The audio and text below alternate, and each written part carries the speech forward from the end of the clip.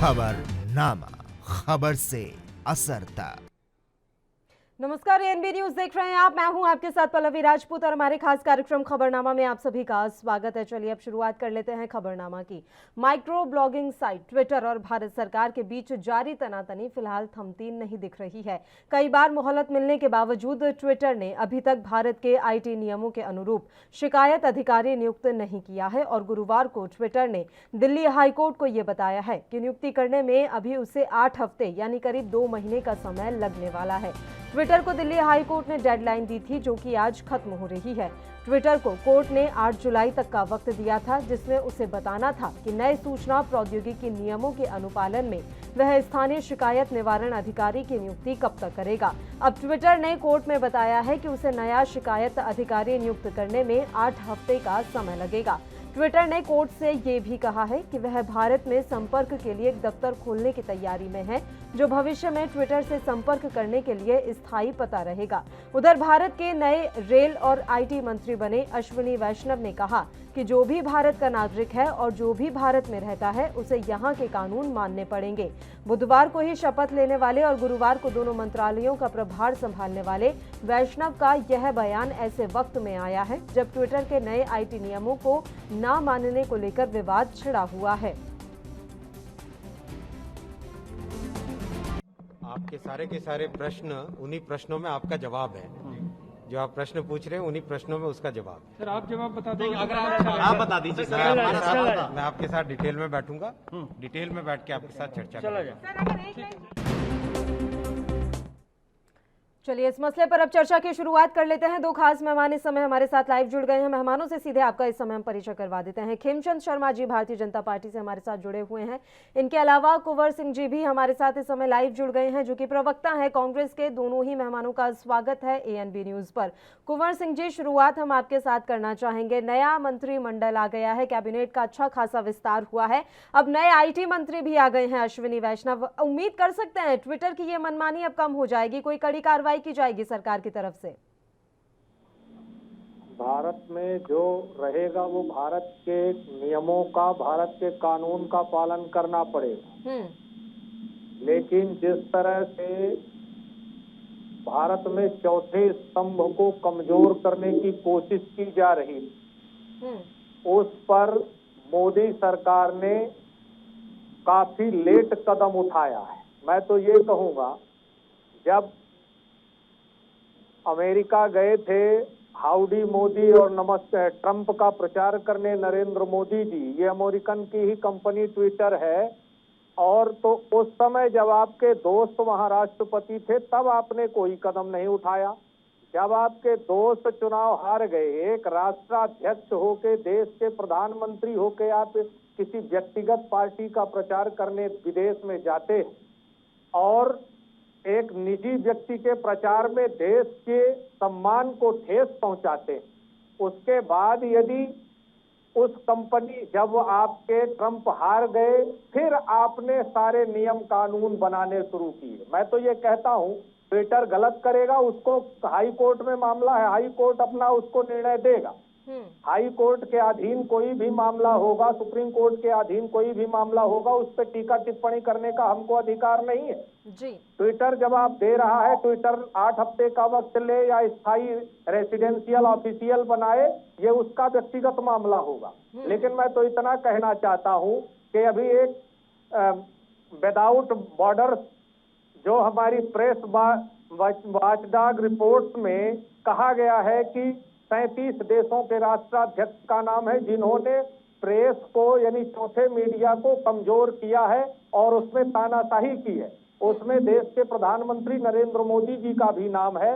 और मैं तो कहना चाहता हूं, बिहार के राज्यसभा सांसद है, पूर्व उप मुख्यमंत्री सुशील मोदी जी ने भी कहा था कि अब सोशल मीडिया पर शिकंजा कसना चाहिए। तो ये क्या है? आप लोग ऐसे बयान क्यों देते हैं? आप सरकार में हैं। यदि एक टूल किट सौमित पात्रा जी द्वारा जारी किया गया था और उस पर ट्विटर ने सच्चाई सामने ला दी तो आपकी ही सरकार उत्तर प्रदेश में गाजियाबाद में आपने उसके निदेशक को, डायरेक्टर को उपस्थित होने का नोटिस काट दिया। अच्छी बात है, कानून का पालन कराइए, लेकिन जब आपके गलतियां, आपके द्वारा किए गए गलत कृत्य को कोई सामने लाएगा तब आप उस पर एक्शन लेंगे। तब ऐसा लगता है कि आप तानाशाह बन रहे हैं और आप शिकंजा कसना चाह रहे हैं। खेमचंद शर्मा जी, आपकी प्रतिक्रिया ट्विटर को लेकर भी कि अभी उसने और 8 हफ्ते का वक्त मांग लिया है। हालांकि ये बात सही है कुंवर सिंह जी की अभी हाई कोर्ट उस मामले में लगातार सुनवाई कर रहा है, तो टीका टिप्पणी करना इतना बेहतर नहीं होगा। लेकिन ये बात तो साफ है सर, खौफ नहीं है। आप देख लीजिए, ट्विटर इतनी मनमानी कर रहा है। पहले कहा था कि हम जल्द से जल्द अधिकारी नियुक्त कर देंगे, अब 8 हफ्ते का वक्त और मांग लिया है। क्या माजरा क्या है? देखिए, वो कोई भी नाटक नौटंकी करे, लेकिन उसकी चलने वाली नहीं है। ट्विटर को जो लैंड ऑफ रूल है, जो लॉ ऑफ लैंड है, वो मानना ही पड़ेगा। जो भारत का आईटी गाइडलाइंस है, वो आईटी गाइडलाइंस भारत सरकार की, किसी पार्टी की नहीं है, किसी व्यक्ति की नहीं है। आदरणीय सुप्रीम कोर्ट ने गाइडलाइंस दी थी कि जितने भी डिजिटल मीडिया प्लेटफॉर्म है या सोशल मीडिया प्लेटफॉर्म है, उनके लिए एक नई आईटी गाइडलाइंस होनी चाहिए और सशक्त आईटी गाइडलाइंस होनी चाहिए। तो उसी गाइडलाइंस के अंतर्गत सरकार ने आईटी गाइडलाइंस दी है। और हम सभी जानते हैं कि हमारे यहाँ पे संसदीय समिति भी है आईटी की, आईटी और सोशल मीडिया से रिलेटेड। उस समिति में सभी पार्टियों के सदस्य हैं, उसमें कांग्रेस के भी हैं, भारतीय जनता पार्टी के हैं। उन्होंने भी इन डिजिटल प्लेटफॉर्म को बुलाया है, उनसे उनके कारण पूछे हैं, सवाल पूछे और उनसे कहा है कि आप अभी तक जो हमारे भारत सरकार की आईटी गाइडलाइंस है उनको आप क्यों नहीं मान रहे हैं?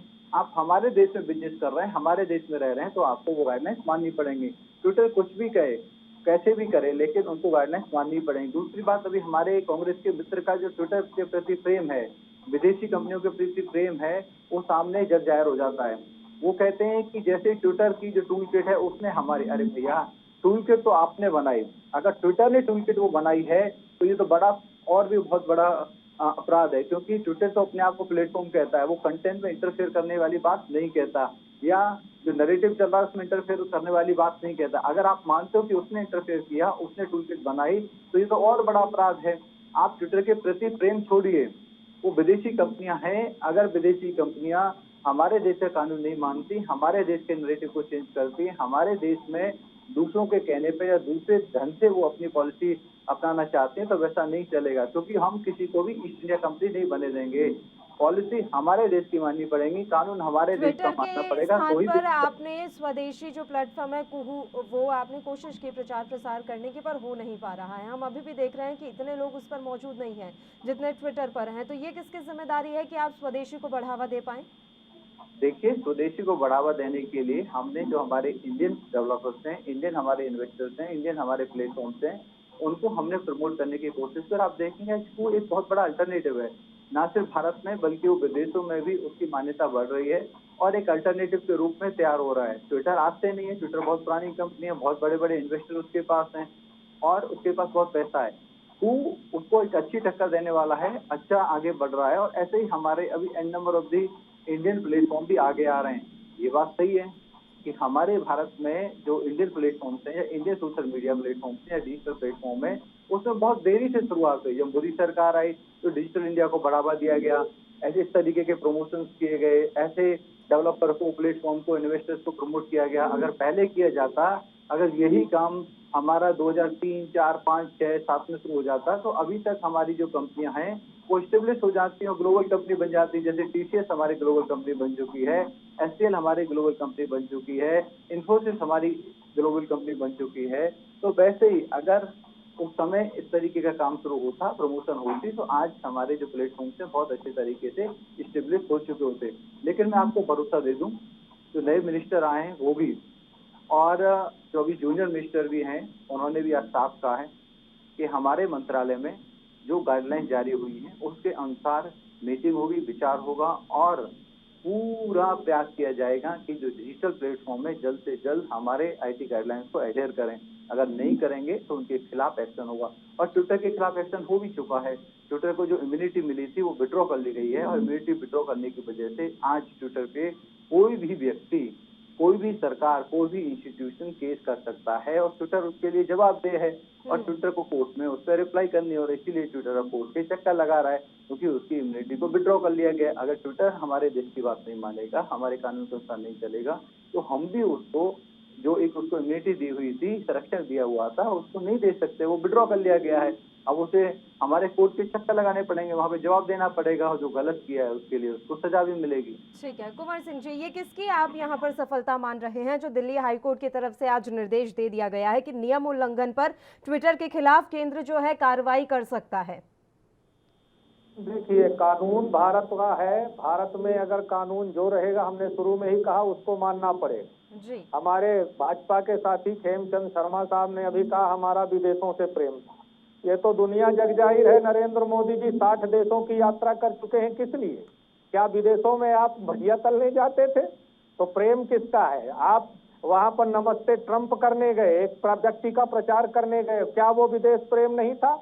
आप पाकिस्तान जाके और वहां पर गए पाकिस्तान बिना किसी सूचना के, और आप वहां पैर छूकर जो आपने दिखाया, वहां भारत के सम्मान को आपने ठेस पहुंचाया, तो विदेशों से प्रेम किसका? यदि आप ट्विटर को इतना ही मानते हैं तो पूरी भारतीय जनता पार्टी के लोग ट्विटर से हट जाए, ऐसा क्यों नहीं करते हैं आप? यदि आप मानते हैं कि ट्विटर गलत है, यदि आप मानते हैं कि विदेशों से कांग्रेस प्रेम करती है, तो भारतीय जनता पार्टी को एक झटके से ट्विटर से हट जाना चाहिए और दिखा देना चाहिए कि हम पूरी तरह से विदेशी चीज का बहिष्कार कर रहे हैं। तो ये राहुल कैसा गांधी प्रेम? हटेंगे क्या कुंवर सिंह जी? अभी मैं ये सवाल पूछूंगी कि भारतीय जनता पार्टी के नेता क्यों नहीं जा रहे ट्विटर से, राहुल गांधी हटेंगे क्या? मैं ये जानना चाहती हूँ आपसे। मैं भाई कह वो रहे हैं देश पे, हम तो ये कहते हैं कि हम सोशल मीडिया को छेड़छाड़ नहीं करते। ट्विटर नियमों की अवहेलना कर रहा है या नहीं, इस पर कांग्रेस पार्टी का क्या मंतव्य है? सर, कांग्रेस पार्टी का पक्ष क्या है? ट्विटर जो कर रहा है, ट्विटर जो मनमानी दिखा रहा है, क्या वो सही है? उस पर तो हाई कोर्ट में मामला इसीलिए चल रहा है ना कि ट्विटर मनमानी कर रहा है, उस पर रोकथाम करिए। हाई कोर्ट पर हम क्यों टीका टिप्पणी करें? हाई कोर्ट पर ने टीका खुद ही बोल टिप्पणी, दिया। सर वही बातों को गोल गोल घुमा रहे हैं। मैं ये नहीं कह रही हूँ कि आप हाई कोर्ट पर टीका टिप्पणी कीजिए या वो जो सुनवाई कर रहे हैं उस पर टीका टिप्पणी कीजिए। मैं बस पूछ रही हूँ आपसे सर कि क्या कांग्रेस पार्टी ट्विटर को लेकर, कांग्रेस पार्टी का क्या पक्ष है? मैं बस ये जानना चाह रही हूँ आपसे।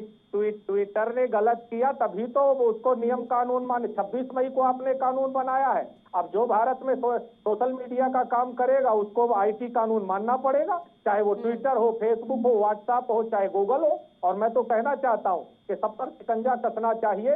जो भारत के कानून का, भारत के संविधान का सम्मान नहीं करेगा उसको भारत में रहने का अधिकार नहीं। ठीक है, और भारतीय जनता पार्टी के नेता अगर ट्विटर छोड़ते हैं तो राहुल गांधी छोड़ देंगे सर? भाई दिक्कत उनको है, भारतीय जनता पार्टी के लोगों को, हमें दिक्कत नहीं है। हमने तो कहा है कि काम करिए, आप सोशल मीडिया के माध्यम से आइए। वो कहते हैं हमारा विदेश का प्रेम है। यदि आप इतना ही स्वदेशी है तो छोड़ दीजिए, ये आपकी समस्या है, हमारी नहीं है। बताइए खेमचंद जी। कितना हास्यास्पद है। ट्विटर भारत के नियम नहीं मानता तो ये भारतीय जनता पार्टी की पर्सनल समस्या, हमारे देश की समस्या नहीं है। यही सोचने, इसी सोचने ऐसे प्लेटफॉर्मों को मजबूती दी है, और ये तुरंत ऐसे प्लेटफॉर्म के फेवर में खड़े हो जाते हैं। बहुत सारे इनके नेता हैं जिन्होंने ट्विटर के फेवर में बयान दिया, ट्विटर के फेवर में ट्वीट किया, या ट्विटर के फेवर में लेख लिखे। ये दिखाता है। और जब मैं कहता हूँ ना कि विदेशी प्रेम और विदेशों के साथ काम करना या फिर उनके साथ बातचीत करके सहयोग को आगे बढ़ाने, इन दोनों में बड़ा फर्क है। मोदी जी ने अगर 7 देशों की यात्रा की तो वहां पे भारत के संबंधों को सुदृढ़ किया, भारत के जो उनके साथ व्यापार था उसको सुदृढ़ किया, भारत का जो लेन देन है उसको सुदृढ़ किया, ताकि भारत के जो हित है उनकी रक्षा की जा सके। और उसी का परिणाम है कि जब हम योगा डे को यूएन में रिक्वेस्ट करते हैं या प्रपोज करते हैं तो भारी मात्रा में लगभग 180 देश उसका समर्थन करते हैं। उसी का परिणाम है कि जब भारत के पास समस्या आती है, सेकेंड लेयर आती है, तो बड़ी संख्या में विदेश ऑक्सीजन के प्लांट, ऑक्सीजन के इंस्ट्रूमेंट, ऑक्सीजन कॉन्सेंट्रेटर, दवाइयाँ और भिन्न भिन्न प्रकार की अन्य जो दवाइयाँ हैं या जो मदद है वो भारत को पहुंचाने के लिए पूरी ताकत लगा देते हैं। कोई भी देश हो, चाहे यूरोप हो, अमेरिका हो, रशिया हो, सब लोग लग जाते हैं, क्योंकि उनके साथ मधुर संबंध बनाए गए, बराबरी के संबंध बनाए गए, बराबरी के। और अमेरिका कहता है कि हम ये मदद किसी पे एहसान नहीं कर रहे हैं, क्योंकि भारत ने जब हमें परेशानी थी, जब हम क्राइसिस में थे, तो भारत सरकार ने हमारी मदद की, भारत की जनता ने हमारी मदद की। तो अब जब भारत को जरूरत है तो हम भारत को मदद कर रहे हैं सम्मान के साथ, मतलब एहसान नहीं लेके, किसी से भीख नहीं मांगी, बराबरी। तो ये सब परिणाम जो हुआ वो इसलिए हुआ कि मोदी जी ने विदेशों में जाके अपने संबंध स्थापित किए, बराबरी के संबंध स्थापित किए, उसको आप अपने विदेशी प्रेम, चाइना प्रेम से यदि लगाओगे, पाकिस्तान प्रेम से लगाओगे, विदेशी कंपनियों के प्रेम से लगाओगे तो उसकी बराबरी नहीं हो सकती। और एक चीज और आपसे अनुरोध करना चाहता हूँ, आदरणीय पीएम साहब ने वहां पे जो निवर्तमान पीएम साहब थे उनकी माता जी के पैर छुए थे, और माता जी के पैर छूने से भारत की इज्जत कम नहीं होती। भारत की संस्कृति में ये है कि हम बुजुर्गों के पैर छूते हैं, उनसे आशीर्वाद लेते हैं। इस तरीके का कम से बिल्कुल कम खेमचंद जी, इस मसले पर चर्चा लगातार ऐसे ही जारी रहेगी। बस एक छोटे से ब्रेक के लिए हम यहाँ बुलेटिन में रुक रहे हैं, फौरन हाजिर होंगे।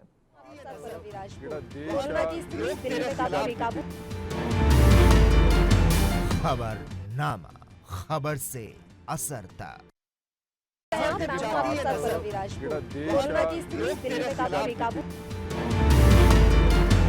खबरनामा, खबर से असरता।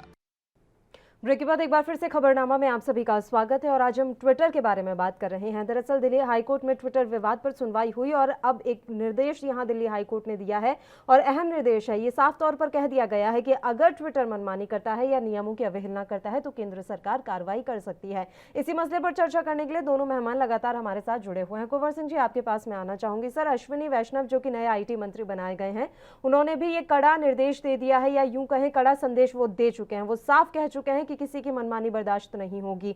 भारत में रहना है, जैसा कि आपने कहा, भारत में रहने वाले नागरिक और जिसे भारत में रहना है उसे यहाँ के नियम मानने ही होंगे।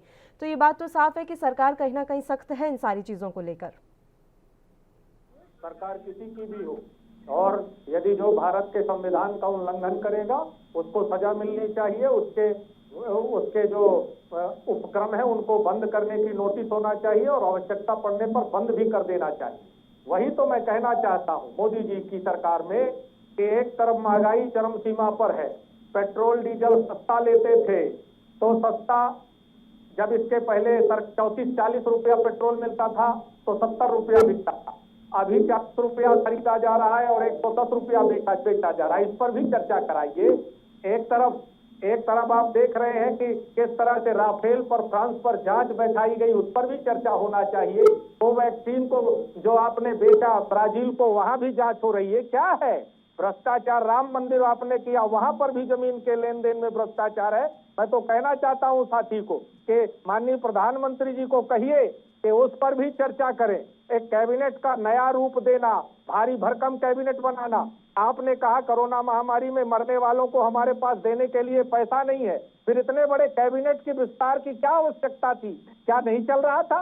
कोरोना महामारी में गरीब भूख के लिए, रोटी के लिए तड़प रहा है और एक तरफ ऐशो आराम की व्यवस्थाएं की जा रही हैं, कैबिनेट मंत्री बनाए जा रहे हैं। और मैं तो कहना चाहता हूं कि देश की वित्तीय स्थिति अच्छी नहीं है तो देश के प्रधानमंत्री जी को काम चलाना चाहिए, लेकिन नहीं, चुनाव आ रहा है और चुनावी मंत्री, चुनाव जीवी, चुनावी लोग पूरी तरह से तैयार हो रहे हैं।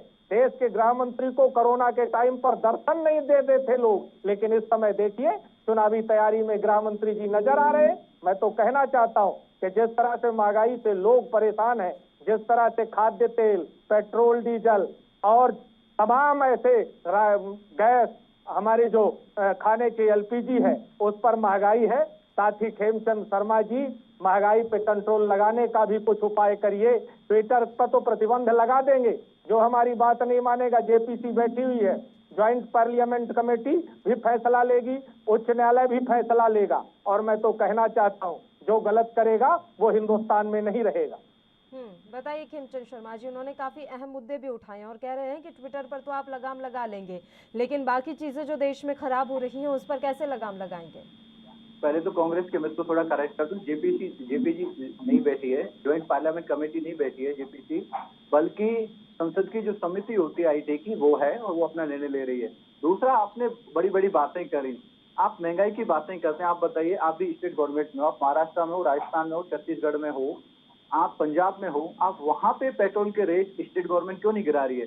सेंटर को सिर्फ और सिर्फ पेट्रोल पे 20-22 रुपए के आसपास मिल रहा है और स्टेट को 38 से 45 रुपए के आसपास मिलता है। आप दिखाइए ना, आप वो 10 से 15 रुपए राजस्थान में कम करिए, आप 10 से 15 रुपए महाराष्ट्र में कम करिए, आप 10 से 15 रुपए पंजाब में कम करिए, आप छत्तीसगढ़ में कम करिए। आप देखिए, आप महाराष्ट्र के पास गोवा में भी रेट कम है, क्योंकि स्टेट गवर्नमेंट का अपना वैट है, प्लस 42% जो एक्साइज सेंटर कलेक्ट करता है उसमें से 42% स्टेट्स को मिलता है। तो आप क्यों नहीं करते? आप दो मुही राजनीति करते हो, एक तरफ हल्ला मचाते हो, दूसरी तरफ कोई एक्शन नहीं लेना चाहते।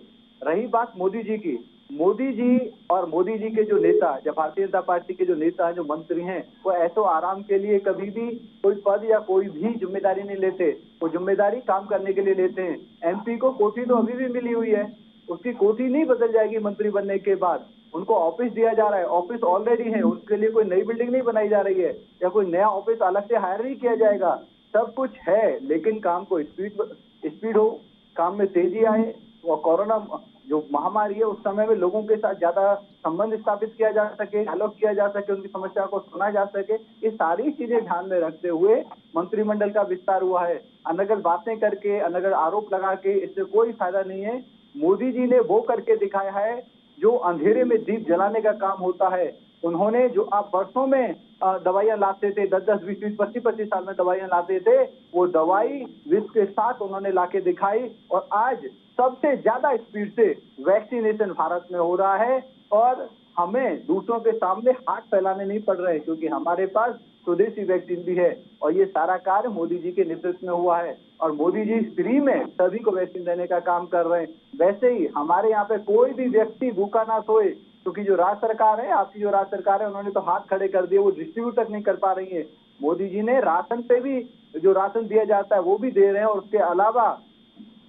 उसके अलावा दीपावली तक फ्री राशन देने का काम 80 करोड़ से ज्यादा लोगों को किया है। और उसमें 5 किलो गेहूं या चावल या 1 किलो दाल, ये सारा चीज चल रहा है। इतना बड़ा अभियान चल रहा है। मोदी जी रात दिन काम कर रहे हैं, हर एक समस्या को सुन रहे हैं। किसानों को जैसे मोदी जी को पता चला, जैसे ही सरकार को पता चला कि डीएपी के रेट विदेशों में बढ़ गए हैं और उसकी वजह से भारत में भी रेट बढ़ने वाले हैं, उन्होंने तुरंत सब्सिडी बढ़ाई। किसानों पर बोझ नहीं जाना चाहिए। सरकार ने विषम परिस्थितियों में भी उस फाइनेंशियली बोझ को अपने ऊपर लिया और किसानों को मदद देने का तुरंत काम किया। जो काम करना चाहिए, जैसे करना चाहिए, उससे ज्यादा स्पीड से काम ये सरकार कर रही है। ये सरकार कांग्रेस की नहीं है। जैसे ही जगो अगले दिन अखबार में एक नया घोटाला, जैसे ही जगो दूसरे दिन नया घोटाला, कभी किसी का नाम, कभी किसी का नाम। एक जो स्पेशल फैमिली है उसको बचाने के लिए पूरे देश को बर्बाद कर दिया गया। यहाँ पे सर सोशल साइट्स पर हम आ जाते हैं। हमेशा से आप पर आरोप भी लगता रहा है कि आप जो है मीडिया को बांधने की कोशिश करते हैं या यही कोशिश करते हैं कि मीडिया पर आपका ही दबदबा रहे। ये आरोप हमेशा से आप पर लगते रहे हैं। इन आरोपों पर भी मैं आपसे जवाब चाहूंगी। चलिए अब अपने मुद्दे का हम रुख कर लेते हैं और हम ट्विटर के बारे में बात कर रहे थे। खेमचंद जी, मैं आपका रुख करूंगी, लेकिन उससे पहले कुंवर सिंह जी बीच में कुछ कहना चाह रहे थे, एक रिएक्शन ले लेते हैं उनका। बताइए कुंवर जी। मैं जी से पूछना चाहता हूं कि जब 5 राज्यों के चुनाव थे तो 65 दिन डीजल पेट्रोल के रेट क्यों नहीं बढ़े? आप कहते हैं केंद्र सरकार कर रही है, तो उन 65 दिनों में आपने रेट क्यों नहीं बढ़ाया? आपने कहा हम खाने के, भारतीय खाद्य सुरक्षा अधिनियम कांग्रेस की सरकार ले आई, भारतीय सूचना के अधिकार का कानून कांग्रेस लेके आई, उसी मनरेगा पर जिस पर प्रधानमंत्री जी ने लोकसभा में कहा था कि 70 साल बाद लोग मिट्टी खोदेंगे और हंस रहे थे, आज उसी मनरेगा ने कोरोना महामारी में गरीबों की जान बचाई। आपने किया क्या? कानून तो हमने बनाया है। और रही भ्रष्टाचार की बात, तो अमित शाह के बेटे जय शाह साहब इतना पैसा कहां से कलेक्ट कर लिया? अभी आपने देखा राफाल पर किस तरह से जांच में बैठ रही है। ब्राजील में वैक्सीनेशन पर रफड़ा, आपने जिसको कॉन्ट्रैक्ट दिया वो तो देश छोड़कर चले गए। तो भ्रष्टाचार की बात आप मत बताइए। अरे अभी आपने कहा योगी जी के यहाँ सारी लाशें गंगा नदी पर तैरती दिखाई दी हैं। कोरोना महामारी में सबसे ज्यादा फेल योगी जी ही हुए हैं, और बिहार हुआ है, मध्य प्रदेश हुआ है। भ्रष्टाचार की बात तो आप मत करिए। मध्य प्रदेश के अंदर व्यापम का घोटाला, देश में नहीं विश्व में ऐसा पहला घोटाला होगा जिसमें 19,500 लोगों को मुलजिम बनाया गया है, लेकिन और 100 लोगों से ज्यादा वहां जाने गई हैं। तो ऐसा कौन सा आपने भ्रष्टाचार नहीं किया? आप हमको बताइए। आप कह रहे हैं कि हम खाद्य सुरक्षा कानून, भाई कानून हमने बनाया, आपने आरटीआई में सुधार कर दिया, 40% आपने आरटीआई को कमजोर कर दिया। आपने भारतीय खाद्य सुरक्षा अधिनियम जो कह रहे हैं आप, उसको हमने कहा था, और कांग्रेस का सपना था कि भारत में जो रहेगा वो भूख से नहीं तड़पेगा और हर व्यक्ति को दाना, हर व्यक्ति को खाना, ये कांग्रेस पार्टी का सपना था। तो खेमचंद शर्मा जी, मैं आपसे पूछना चाहता हूं उन 65 दिनों में पेट्रोल डीजल के दाम क्यों नहीं बढ़ाए गए? क्या सेटिंग है? जब चुनाव होगा खेमचंद जी से क्या जवाब आपके ले लेते हैं। प्रधानमंत्री जी चुनाव समय की भी जीतेंगे कमी है महोदय? सर, एक रिएक्शन ले लेते हैं। खेमचंद जी, आपका आखिरी कमेंट चाहूंगी पूरे मसले पर। नियत की होती है बात, कानून की नहीं होती। कांग्रेस ने तो देश की आजादी में भी सहयोग किया, लेकिन कश्मीर को पाकिस्तान को दे दिया। क्यों दे दिया? यूएन में चले गए। कांग्रेस ने तो पाकिस्तान को भी युद्ध में हराया और हमारी सेनाएं लाहौर तक घुस गई। क्यों कश्मीर वापस नहीं लिया? क्यों वो जो जीता हुआ जो जगह है, जीती हुई भूमि है, क्यों वापस करी? क्योंकि नियत नहीं थी, क्योंकि उनको ये सोच ही नहीं थी कि हमारी भूमि जरूरी है। क्यों पंडित नेहरू ने 40,000 किलोमीटर से ज्यादा लैंड चाइना युद्ध में दे दी और उसके बाद कहते हैं अरे वो तो पहाड़ का एरिया है, रेतीला एरिया, उसमें कुछ होता जाता तो है नहीं, चली गई तो चली गई। ये इनकी सोच है और आप अपनी सोच को, ऐसी घटिया सोच को भारतीय जनता पार्टी से जोड़ते हो। भारतीय जनता पार्टी एक एक इंच भारत की जमीन के लिए लड़ती है और दिखाती है कि किस तरीके से ईद का जवाब पत्थर से दिया जाता है। हमने सर्जिकल स्ट्राइक की, एयर स्ट्राइक की, गलवान वैली में चाइना को मुंहतोड़ जवाब दिया। रही बात, आप बात करते हो, अरे भैया आप कौन सा अखबार पढ़ते हो? सबसे पहले सबसे ज्यादा गंभीर समस्या, सबसे ज्यादा मृत्यु महाराष्ट्र में होती है और आप अलग अलग बातें करते हो। राजस्थान में और छत्तीसगढ़ में समस्या ज्यादा थी, वहीं से सेकंड लहर शुरू हुई। अगर वहां पे कंट्रोल हो जाती तो पूरे देश में नहीं फैलती। वहीं की वजह से समस्या बढ़ी क्योंकि वहां पे आप लोगों की सरकार थी, ना वो राहुल गांधी की सुनते थे, ना ही राहुल गांधी से सुनाते थे और वो खुद अपनी सरकार बचाने में लगे हुए थे, अपने जेलें भरने में लगे हुए थे, लेकिन जनता की फिक्र नहीं थी। बिल्कुल बिल्कुल, देखिए मुद्दा कहाँ से कहाँ पहुंच गया सर, पूरा मुद्दा ही भटक गया। हम बात सोशल मीडिया पर कर रहे थे, ट्विटर पर कर रहे थे और हम कहाँ राहुल गांधी और राफेल पर पहुंच गए। खैर फिलहाल मैं आप दोनों ही मेहमानों का शुक्रिया अदा करना चाहूंगी। तमाम चर्चा करने के लिए आप हमारे साथ जुड़े और खबरनामा में बस एक छोटे से ब्रेक के लिए रुक रहे हैं, फौरन हाजिर होंगे।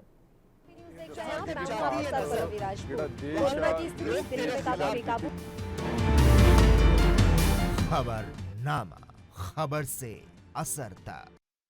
ब्रेक के बाद एक बार फिर से खबरनामा में आप सभी का स्वागत है। ट्विटर के मसले पर हम चर्चा कर रहे हैं। आपको बता दें कि दिल्ली हाईकोर्ट में ट्विटर विवाद को लेकर आज सुनवाई हुई है। देश के नए सूचना प्रसारण मंत्री अश्विनी वैष्णव ने भी अपना पद संभालते ही सोशल मीडिया प्लेटफॉर्म ट्विटर के साथ चल रहे सरकार के विवाद पर अपना सख्त रुख यहां पर दिखाया है। वैष्णव ने गुरुवार को अपना पद संभालने के साथ ही कड़ा संदेश दिया। नए आईटी मंत्री का कहना है कि देश का कानून सबसे ऊपर है और ट्विटर को नियम मानने ही होंगे। अश्विनी वैष्णव ने रविशंकर प्रसाद की जगह ली है। प्रसाद पिछले कुछ समय में ट्विटर के साथ अपनी नोकझोंक को लेकर चर्चा में रहे थे। दरअसल भारत सरकार सोशल मीडिया प्लेटफॉर्म्स और डिजिटल कंटेंट बनाने वाले प्लेटफॉर्म्स पर नए आईटी कानून लागू किए गए हैं। प्रावधान किया गया है कि अब ये प्लेटफॉर्म्स थर्ड पार्टी कंटेंट के लिए जिम्मेदार होंगे। इससे ट्विटर अब यूजर जनरेटेड कंटेंट के लिए जवाबदेह रहेगा। हालांकि ट्विटर पर आरोप चल रहे हैं कि उसने नियमों का पालन नहीं किया है। कंपनी को एक ग्रीवांस मैनेजर की नियुक्ति करनी है क्योंकि कंपनी ने यूएस के एक अधिकारी को नियुक्त किया था जिसने कुछ दिन बाद ही इस्तीफा दे दिया था। इस कानून में प्रावधान है कि कंपनी को भारत स्थित अधिकारी को इस पद के लिए नियुक्त करना होगा। अभी आज ही कंपनी ने दिल्ली हाईकोर्ट में कहा है कि उसे भारतीय नागरिकता वाले किसी व्यक्ति को ग्रीवांस ऑफिसर चुनने के लिए उसे 8 हफ्तों का वक्त चाहिए। ट्विटर को 2 दिन पहले ही हाईकोर्ट ने नियमों का पालन करने की चेतावनी दी थी।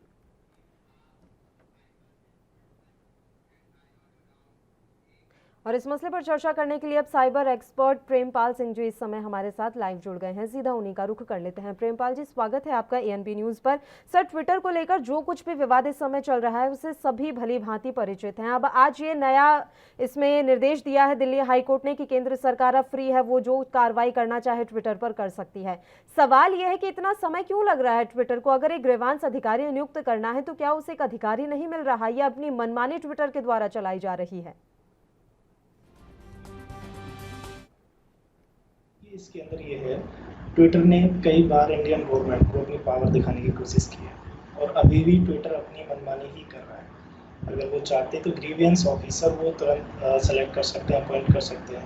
इंडियन गवर्नमेंट ने उनको 3 जो है उनको शर्त मानने को बोला था कि आप एक कंप्लायंस ऑफिसर सेलेक्ट करके दे दीजिए, एक रेजिडेंट ग्रीवियंस ऑफिसर सेलेक्ट करके दे दीजिए और एक नोडल कॉन्टैक्ट पर्सन। देखिए, ट्विटर ने रविशंकर प्रसाद जी जो हमारे प्रसारण मंत्री थे उनका भी अकाउंट ब्लॉक कर दिया था, शशि थरूर जी का भी अकाउंट ब्लॉक कर दिया था। तो ट्विटर ने हर बार इंडियन गवर्नमेंट को अपनी पावर दिखाने की कोशिश की, इसलिए वो अभी भी मनमानी कर रहा है। इसका रीजन सिर्फ यही है।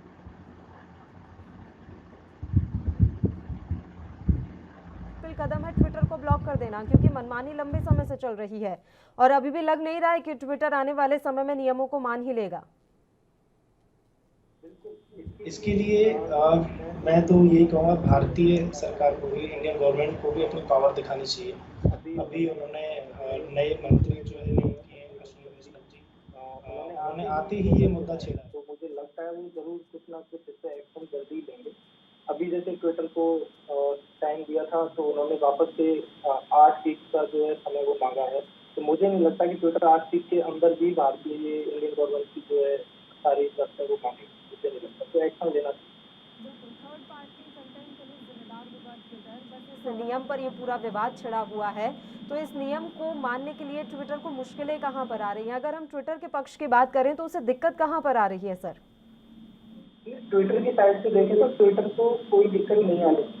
मुझे नहीं लगता कि ट्विटर को कोई बहुत बड़े परेशान आया थे। ट्विटर का हर कंट्री के लिए और ट्विटर बाकी कंट्रीज में सारी कंडीशन जो भी है, सारी शर्तें सरकारों की फॉलो करता है। सिर्फ भारत के अंदर ये कभी मैप के साथ छेड़छाड़ करना, कभी अकाउंट ब्लॉक कर देना, कभी ये नियम को फॉलो नहीं करना, तो भारत सरकार को इसे स्ट्रिक्टली एक्शन लेना चाहिए। इसके जैसे हम भी अगर कोई इन्वेस्टिगेशन कर रहे होते हैं किसी केस में, हम इंडिया के हेड से कांटेक्ट करके कोई इन्फॉर्मेशन नहीं लेते, जो भी इंडिया है उनसे भी काफी पुरानी जो है साइट है, तो ऐसे में एक अल्टरनेटिव कू ऑप्शन भी दिया गया है, लेकिन लग नहीं रहा है कि उस पर ज्यादा लोग अभी जुड़े होंगे।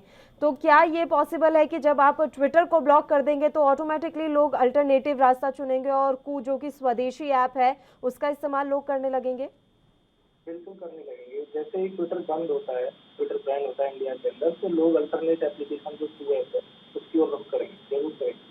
तो अभी सरकार का क्या रुख नजर आ रहा है? अश्विनी वैष्णव ने कहा तो है कि जो भारत में रहेगा उसे भारत के नियम कानून मानने ही पड़ेंगे, लेकिन इस तरह का सख्त रवैया रविशंकर प्रसाद भी लंबे समय से दिखा रहे थे। उनके सख्त रवैये का भी ट्विटर पर कोई असर नहीं पड़ा। तो आखिरी रास्ता क्या नजर आता है प्रेमपाल जी? देखिए, भारत की सरकार को एक ही ये है कि ऑप्शन है कि आप इसको टेम्परेरी ब्लॉक कर दीजिए जब तक ये ग्रीवेंस ऑफिसर तलब नहीं करते। जब तक ये भारत सरकार की शर्तें नहीं मानते आप इनको टेम्परेरी ब्लॉक कीजिए, बैन कीजिए यहाँ से। और अगर ये चाहते हैं इंडिया के अंदर ये अपना ट्विटर रन करें, एप्लीकेशन रन करें, तो ये आपको हमारी शर्तें माननी होगी। दूसरा कोई ऑप्शन मुझे नहीं लगता, ट्विटर इतना हल्के में लेता है भारत। और नियम कायदे क्या कहते हैं? भारत सरकार की तरफ से क्या कुछ कार्रवाई की जा सकती है ट्विटर पर? इंडियन गवर्नमेंट के पास एक ही ऑप्शन है जो मैं अभी बता रहा हूँ, और कोई ऑप्शन नहीं है। लेकिन जितना मैं साइबर एक्सपर्ट होने के नाते जितना मुझे पता है, तो इंडियन गवर्नमेंट का ये अच्छा एक्शन है और ये इसको स्ट्रिक्टली अप्लाई करना चाहिए, इसको बोलना चाहिए इम्प्लीमेंट करना, जैसे मिस इन्फॉर्मेशन और ये। बिल्कुल बिल्कुल सर, धन्यवाद तमाम चर्चा करने के लिए। आप हमारे साथ जुड़े। तो आपको बता दें कि ट्विटर पर अब कार्रवाई हो सकती है, क्योंकि दिल्ली हाईकोर्ट ने भी केंद्र सरकार को निर्देश दे दिए हैं कि अगर ट्विटर नियम कायदों को यहाँ नहीं मानता है तो आप अपने हिसाब से कार्रवाई कर सकते हैं।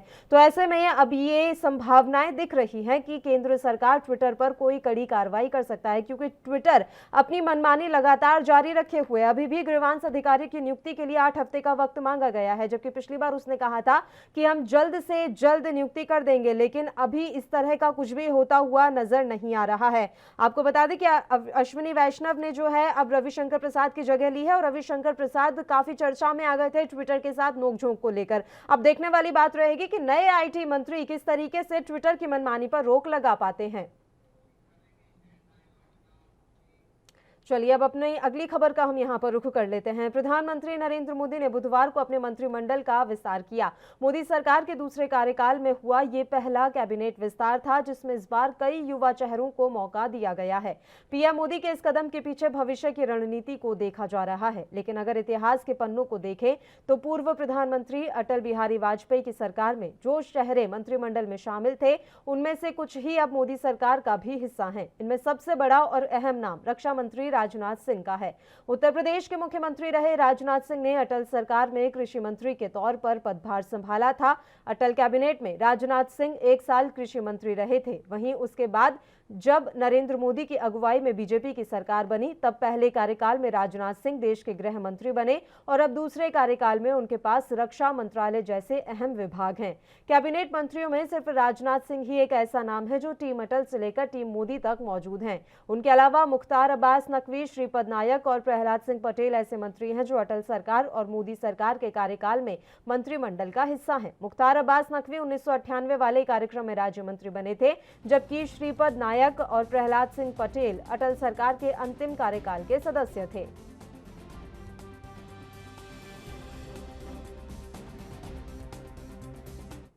चलिए अब कुछ ग्राफिक्स हम आपको दिखाते हैं और इस ग्राफिक्स के जरिए ये समझाने की कोशिश करेंगे कि अटल टीम और मोदी टीम में किस किस का चेहरा बदल गया है। टीम मोदी में टीम अटल के मौजूदा जो सदस्य हैं वो ये हैं। राजनाथ सिंह सबसे पहला नाम है। इनके अलावा मुख्तार अब्बास नकवी जो कि अल्पसंख्यक मंत्री हैं, ये मोदी सरकार का भी हिस्सा रहे और अटल सरकार का भी हिस्सा रहे। इसके अलावा श्रीपद नायक जो कि राज्य मंत्री हैं, वो भी दोनों सरकारों का हिस्सा रहे हैं और प्रहलाद सिंह पटेल जो कि राज्य मंत्री हैं, वो भी दोनों ही टीमों का हिस्सा रहे हैं। तो ये ऐसे सदस्य हैं जो दोनों सरकारों का हिस्सा रहे। अब जो आप देख रहे हैं नाम, ये दोनों टीमों के सदस्य तो रहे लेकिन अब हिस्सा नहीं है। उनमें सबसे पहले सुषमा स्वराज और उनके बाद अनंत कुमार का नाम आता है। इन दोनों ही राजनेताओं का निधन हो गया है। इनके अलावा सुरेश प्रभु की हम बात कर लेते हैं। अब ये इस टीम का हिस्सा नहीं रहे हैं, जबकि अटल सरकार में ये रहे थे और मोदी सरकार के पहले कार्यकाल में भी ये हिस्सा रहे थे। मेनका गांधी भी इनमें से ही एक नाम है, दोनों टीमों के सदस्य रहे लेकिन अब हिस्सा नहीं है। उमा भारती अब सांसद हैं, जबकि दोनों टीमों में ये रही हैं लेकिन अब वर्तमान में नहीं है। अरुण जेटली तो प्रधानमंत्री मोदी के काफ़ी करीबी माने जाते थे, उनका निधन हो गया है। काफ़ी अच्छे मित्र थे दोनों, लेकिन अब वो नहीं रहे हैं इस दुनिया में। रविशंकर प्रसाद को तो अब जानते ही होंगे, उन्होंने अभी हाल ही में इस्तीफा दिया है। राजीव प्रताप रूडी भी दोनों ही सरकारों में रहे लेकिन अब सरकार का कैसे भी हिस्सा वो नहीं है। वेंकैया नायडू उपराष्ट्रपति बन गए हैं, ये दोनों टीमों के सदस्य रहे हैं। तो ये कुछ ऐसे नाम हैं। बंडारू दत्तात्रेय वो राज्यपाल बना दिए गए हैं, जबकि दोनों सरकारों में वे हिस्सा रहे हैं, अब वे राज्यपाल चुने गए हैं। रामविलास पासवान का भी निधन हो गया है। मोदी के काफ़ी करीबी माने जाते थे रामविलास पासवान, वे अब इस दुनिया में नहीं रहे। अनंत गीते भी उनमें से ही एक नाम है, दोनों टीम के सदस्य रहे लेकिन अब हिस्सा नहीं है। विजय गोयल की बात कर लेते हैं। विजय गोयल भी ऐसे ही राजनेता है जो दोनों टीमों के सदस्य रहे लेकिन अब एक भी टीम का हिस्सा नहीं है। सुमित्रा महाजन लोकसभा स्पीकर रही हैं। तो ये तमाम कुछ ऐसे नाम जो कि अटल टीम में भी थे और मोदी टीम में भी रहे लेकिन अब वर्तमान में हिस्सा नहीं है सरकार का। राजनाथ सिंह रक्षा मंत्री हैं, ये अटल सरकार में भी रहे थे और मोदी सरकार के कार्यकाल में भी हैं। तो ये कुछ ऐसे अहम नाम हैं और ये हम बताने की कोशिश कर रहे हैं कि अटल टीम के ऐसे कौन से सदस्य हैं जो अभी भी मोदी टीम में मौजूद हैं। तो कुछ नाम आप ग्राफिक्स के जरिए अपने टेलीविजन स्क्रीन पर देख रहे हैं। प्रहलाद सिंह पटेल, श्रीपद नायक, राजनाथ सिंह, ये ऐसे मंत्री हैं, ऐसे शख्सियत हैं जो अटल टीम का भी खास और अहम हिस्सा रहे और अब मोदी टीम का भी हिस्सा है। चलिए अब इस मसले पर चर्चा की शुरुआत कर लेते हैं। आरबी उपाध्याय जी इस समय हमारे साथ लाइव जुड़ गए हैं, राजनीतिक विश्लेषक हैं उपाध्याय जी। सर स्वागत है आपका एएनबी न्यूज पर। सीधा सा सवाल है सर, अटल सरकार में जो टीम का अहम हिस्सा रहे उनमें से बस 4 सदस्य अब ऐसे बचे हैं जो मोदी टीम में हैं। इस बड़े बदलाव के पीछे क्या संकेत आप मान रहे हैं? क्या संदेश मोदी सरकार की तरफ से देने की कोशिश की जा रही है? देखिए पल्लवी, हर प्रधानमंत्री का अपना एक प्रेरोगेटिव होता है और मैं तो ये मानूंगा कि संबंध भी होते हैं। किसी को एक व्यक्ति विशेष रियलाइज नजर आता है कि भी उसमें कुछ खूबियां हैं, दूसरे व्यक्ति को वो खूबियां नजर नहीं आती है। तो आकलन करने का है और पर्सनल रिलेशन का है कि भी मेरे किसी पीएम के साथ रिलेशन का। अब कुछ लोग बात होते हैं, मान लीजिए राजनाथ सिंह की बात करें तो उनका अपना एक राजनीतिक बात है। उत्तर प्रदेश से आते हैं और उत्तर प्रदेश में ठाकुर लौटी है, एक्सेप्टेंस है और जो काम किया है उन्होंने, ये अटल जी के साथ की या माननीय मोदी जी के साथ की, तो उसका एक बेनिफिट ये भी है कि एक तजुर्बेकार व्यक्ति भी मान लीजिए अटल जी के साथ काम किया है और उनके तजुर्बे का फायदा मोदी मंत्रिमंडल को देता है। और मोदी जी ने जो टीम गठित की है वो तो बहुत सारे नए चेहरे, और नए चेहरों को भी मौका मिलना चाहिए। यही नहीं है कि जब भी कोई प्रधानमंत्री बनेगा तो वही पुराने घिसे पिटे चेहरे होंगे, चाहे वो कार्य कर रहे हैं या नहीं कर रहे हैं। तो कामों का आकलन भी होता है और इस बार तो और अच्छा किया गया कि उसके लिए अलग से विभाग ही बना। जिससे ये पता रहे कि भी कौन मंत्री जिस विभाग में था उस विभाग में कितना कामयाब रहा और क्या क्या काम किए। उससे कहीं ना कहीं एक दबाव बनेगा जी। और जिम्मेदारी का एहसास बढ़ेगा। ये बात अलग है कि फैसला लेने में कितनी स्वतंत्रता आपको मिलती है, आप कितने सक्षम हैं कि आप फैसले ले पाते हैं, वो उसके ऊपर भी निर्भर करता है कि आप किसी मंत्री को स्वतंत्र रूप से कार्य करने में तो वो अपनी क्षमता का एक अच्छा प्रदर्शन कर पाएगा और उसे एक अच्छा खासा समय भी मिलेगा। बिल्कुल सर, एक अहम सवाल है मेरा यहाँ पर। अटल आडवाणी का एक युग कहा जाता था, उस युग के बदलने के साथ ही क्या भारतीय जनता पार्टी की विचारधारा, कार्यशैली सब कुछ बदल गई है? अब मोदी शाह का युग कहा जाता है, लेकिन पार्टी की विचारधारा एक ही होती है। अब उस विचारधारा में भी क्या अंतर आने लगा है? देखिए, विचारधारा या जरूरत समय के साथ बदल और बदलाव प्रकृति का नियम है, इसे झुटलाया नहीं जा सकता। मान लीजिए अटल जी और अडानी जी के अडवाणी जी के पीरियड में उस समय जरूरतें कुछ अलग। जैसे जैसे हम प्रगति करते हैं बहुत सारी नई चीजें आती है, नई टेक्नोलॉजी आती है जी। और जो पब्लिक की समस्याएं उनका प्रारूप भी बदलता है। हाँ, बेसिक जरूरतें मान लीजिए शिक्षा है, स्वास्थ्य है, रोजगार है, पानी है, बिजली है, सड़क है, ये सब वही रहती है, लेकिन समय के साथ कुछ चीजें बदली। जैसे आज टेक्नोलॉजी का युग और हमें 20वीं सदी में जा रहे हैं, तो टेक्नोलॉजी के युग में, सूचना क्रांति के युग में बहुत सारी चीजें बदली और समय के अनुरूप उन बदली हुई परिस्थितियों के अनुरूप अपने आप को ढालना और डिलीवरी देना, ये भी कहीं ना कहीं एक कौशल का हिस्सा है। आप देखेंगे पहले सोशल मीडिया का उतना प्रचलन नहीं था जी। इतना अहम रोल नहीं था।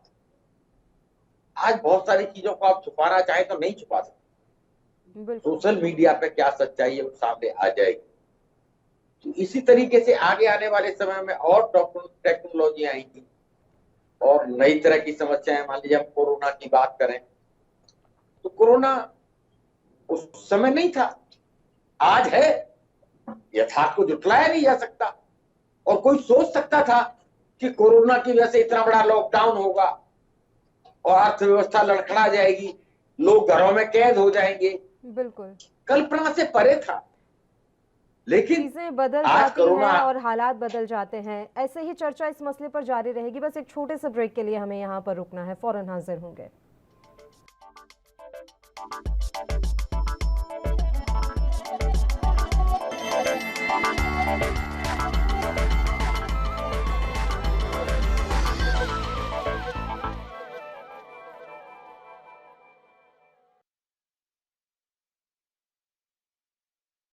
ब्रेक के बाद एक बार फिर से खबरनामा में आप सभी का स्वागत है। आरबी उपाध्याय जी लगातार हमारे साथ जुड़े हुए हैं, राजनीतिक विश्लेषक हैं उपाध्याय जी। सर, एक अहम सवाल ये भी है, अभी तक ये बात समझ में नहीं आई कि चुनावों के मद्देनजर ये कैबिनेट विस्तार हुआ है या फिर कार्यशैली परफॉर्मेंस के आधार पर ये पूरा बदलाव किया गया है?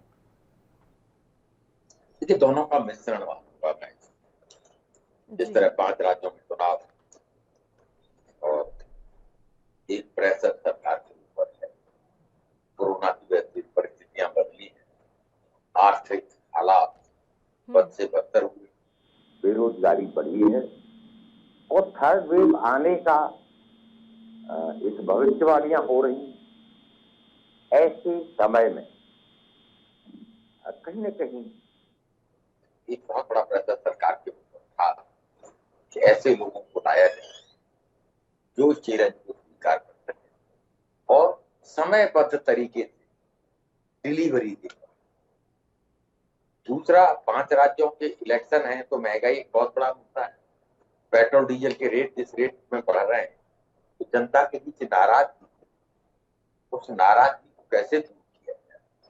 तो एक सोशल इंजीनियरिंग का जीता जागता नमूना मैं देखता हूं कि मंत्रिमंडल विस्तार में देखने को मिल रहा है। बात अलग है कि लोग अपने अपने तरीके से आकलन करते हैं और सरकार अपने अपने तरीके से परिभाषित करने की कोशिश करती है।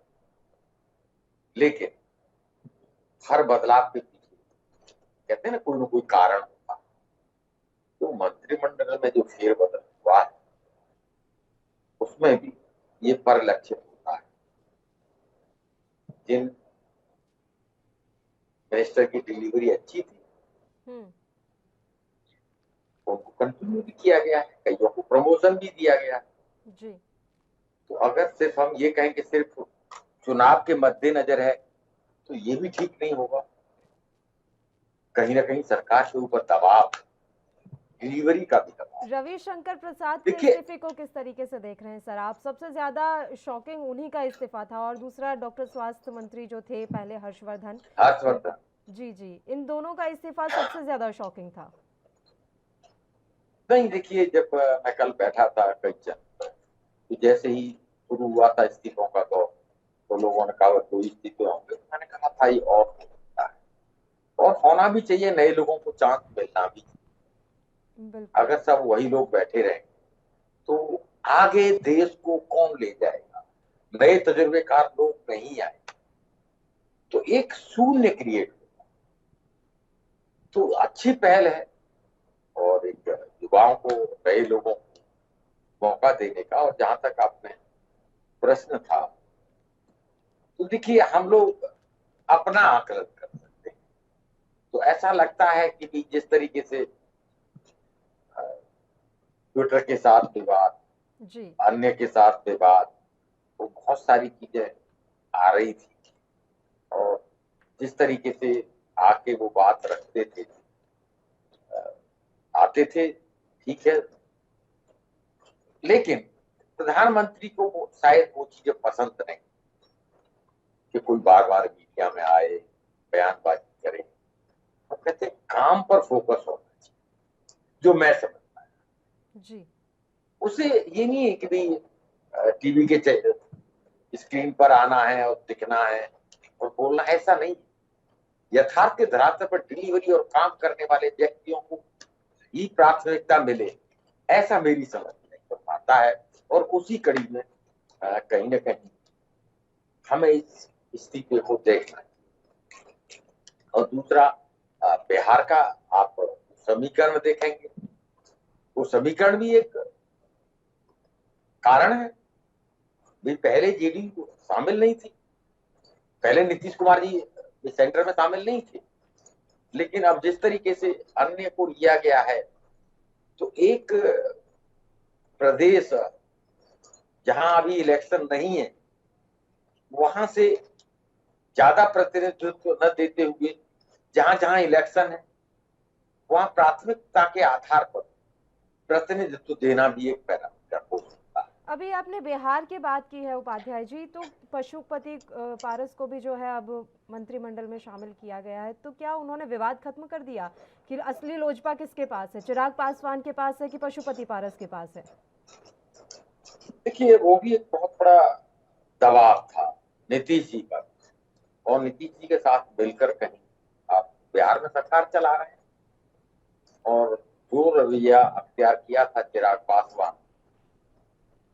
वो शायद नीतीश को पसंद नहीं आया और नीतीश का काफी डैमेज भी हुआ और संख्या बल उनका कम हुआ।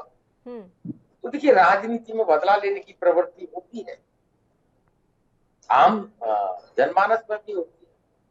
जबकि चिराग पासवान अपने आप को मोदी जी का हनुमान कहते थे जी। और वो तो कहते थे कि भी मेरे दिल में बसते हैं जी।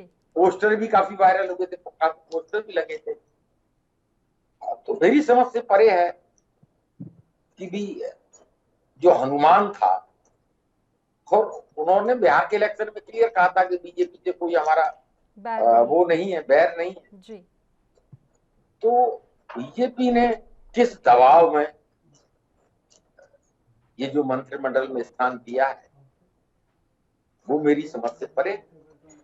और अगर दबाव की बात की जाए तो नीतीश जी का दबाव माना जा सकता है कि भी हो सकता है उन्हीं के दबाव में उनको कहीं ना कहीं अकोमोडेट किया गया।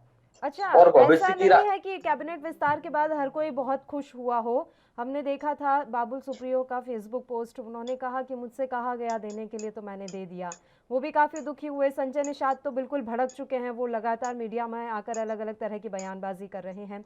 तो हर कोई खुश भी नहीं है, बस ये कहा जा सकता है कि सामने आकर कोई कुछ बोल नहीं पा रहा। उपाध्याय जी, देखिए, अच्छा है, डिसिप्लिन होना चाहिए, एक अनुशासन होगा तो शायद इस तरह की बगावत का डर नहीं रहता। जब कोई बोल ही नहीं पाएगा तो बगावत होगी भी नहीं। और वैसे भी आप देखेंगे कि कल का जो शपथ ग्रहण समारोह है उसमें एक भी नीतिगत फैसले तो माननीय प्रधानमंत्री के पास है ना। बिल्कुल। और कार्यशैली है माननीय प्रधानमंत्री की, वो सब कुछ सेंट्रलाइज रखते हैं, चाहे विदेश मंत्रालय हो चाहे स्वास्थ्य मंत्रालय हो, सबकी ड्यूटी खुद करते हैं। तो वहां मिनिस्टर को काम करने की स्वतंत्रता नहीं दिखती है। तो कई बार मिनिस्टर्स के फेलियर का एक रीजन होता है कि जब उसे स्वायत्तता नहीं दे तो वो खुलकर काम नहीं कर पाता। और हर व्यक्ति का अपना एक काम करने का तरीका होता है। दूसरे शब्दों में देखा जाए तो माननीय प्रधानमंत्री जी पूरा नियंत्रण कहीं ना कहीं बनाए हुए हैं, तो वो अनुशासन के हिसाब से ठीक है, देश को आगे बढ़ाने के हिसाब से ठीक है। कई बार अनुशासनहीनता होती है, हर मंत्री अपनी अपनी डपली अपना अपना राग जब गाने लगता है। आपने कोविड की सेकंड वेव में देखा होगा, फर्स्ट वेव में पूरा कमांड माननीय प्रधानमंत्री के हाथ में था, तो कोई अफरा तफरी और असमंजस के हालात नहीं थे। लेकिन जब अपनी अपनी डपली और अपना अपना राग होने लगा, सबको स्वायत्तता प्रदान कर दी गई, तो जो हालात हैं वो आपने देखे कि भी क्या हालात हुए।